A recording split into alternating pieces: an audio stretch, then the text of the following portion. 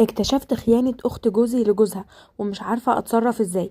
بنوتة بعتالي وبتقول: انا دلوقتي متجوزة جديد، واخت جوزي دايما بتطلع تسهر عندي بحكم ان جوزي بيبات كده في الشغل يوم ويوم، يوم موجود واليوم التاني موجود وبايت في الشغل. فبتسهر بقى ايه تبات عندي في اليوم اللي جوزي بايت فيه في الشغل، بحيث ان هي ما تقولش يعني ايه، ما تقعدش كده لوحدها. فالمهم ايه، طلعت في يوم ولقيتها قاعدة في الأوضة وبتتكلم في التليفون. فجيت ان انا مثلا انده لها كده عشان تتعشى، فسمعت صوتها بتتكلم. ف ما ندهتلهاش، بس كل ما اروح لها الاقيها بتتكلم.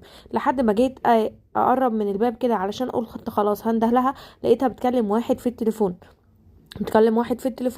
وهي اصلا متجوزه وجوزها مغترب وعايشه عند مامتها. فمش عارفه اعمل ايه، اقول لجوزي ولا اتكلم معاها هي، ولا اعمل ايه بالظبط؟ انصحها ولا اقول لجوزي يتكلم معاها، ولا اعمل ايه؟ خايفه اعمل معاها مشكله او تقلب عليا